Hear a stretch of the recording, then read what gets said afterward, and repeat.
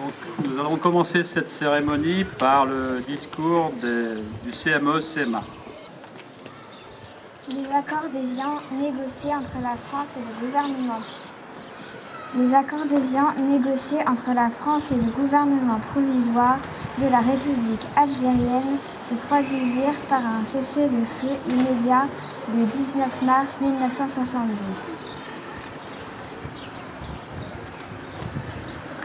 Ces accords mettaient fin à 7 longues années et 5 mois de guerre.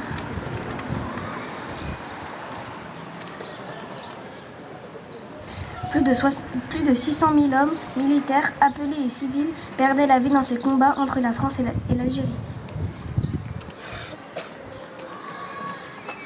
La paix et la liberté sont des efforts permanents que nous devons cultiver pour faire disparaître la haine pendant de longs mois, les conflits et les morts qu'ils entraînent.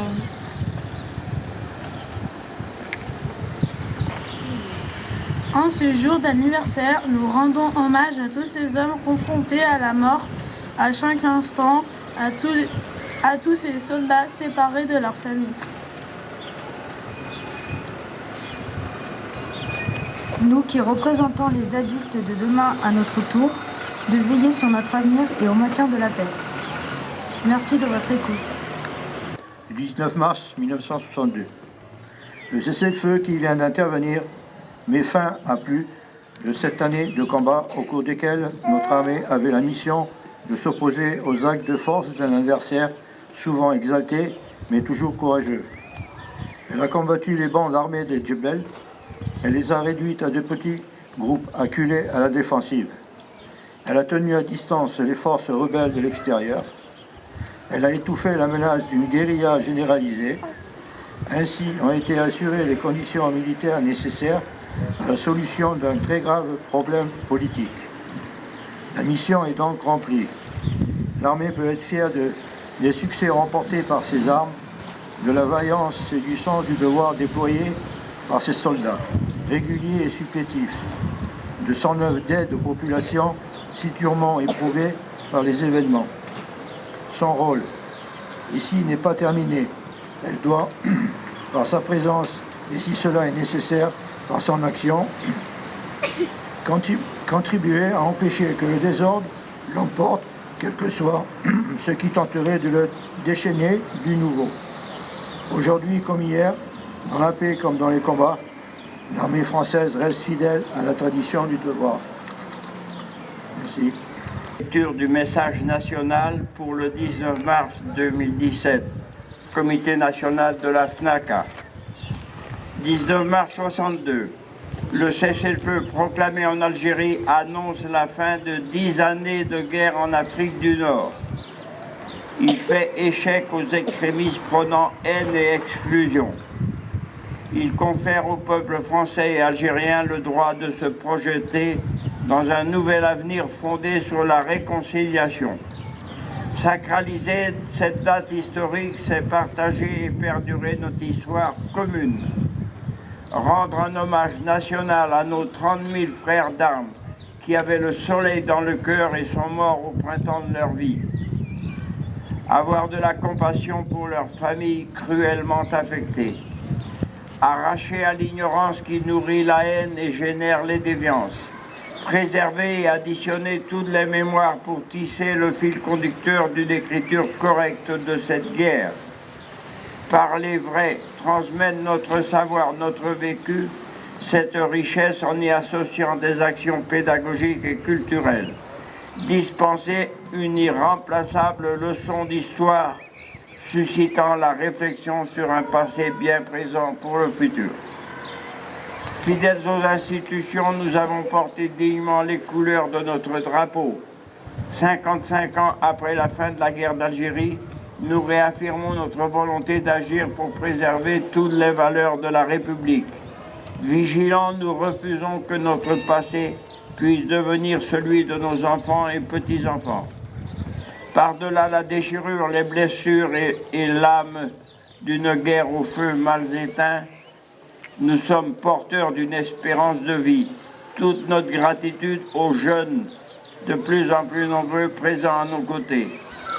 Ils affirment au cœur des cérémonies commémorant la date officielle de la fin du conflit, une date porteuse de paix. Jeunes ou moins jeunes, citoyens d'une France solidaire, nous possédons cette culture de l'écoute et du partage. Commémorer le 19 mars est œuvrer pour un monde tolérant, préservant le droit à la vie. Précieux porteurs et passeurs d'une mémoire réconciliée entre Français et Algériens, et aussi entre Français, nous sommes les ambassadeurs de la paix. Vive la République, vive la France.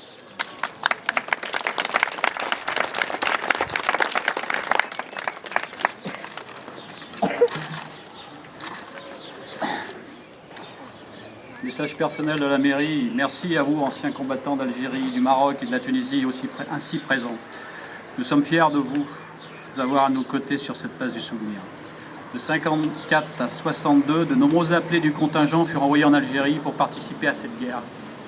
Malheureusement, nombreux n'en sont pas revenus.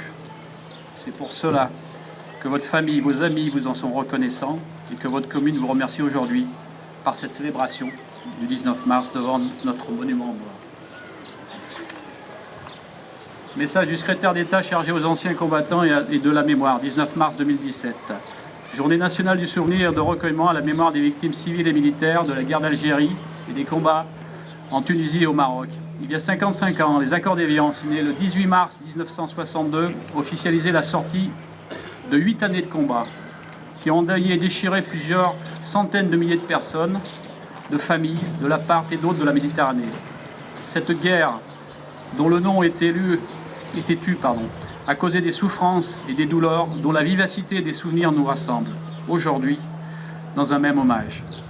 Nous honorons la mémoire des combattants de ces conflits, les appelés, les rappelés du contingent, les militaires de carrière, les membres des forces supplétives ou assimilées, les forces de l'ordre originaires de métropole et d'Afrique du Nord.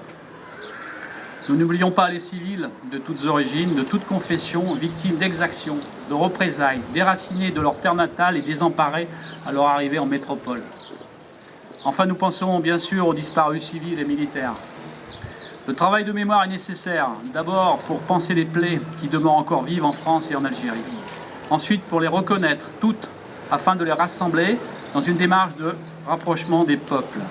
S'il faut inscrire le souvenir des victimes de la guerre d'Algérie et des combats en Tunisie et au Maroc dans notre mémoire collective, il nous appartient aussi de transmettre leur histoire aux plus jeunes de nos concitoyens, pour que la paix, la solidarité et la tolérance s'érigent en ambition commune.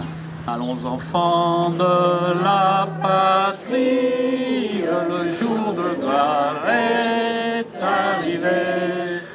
Contre nous de la tyrannie, l'étendard sanglant élevé, l'étendard sanglant élevé. Entendez-vous dans nos campagnes murgir ces féroces soldats qui viennent jusque dans nos bras, égorger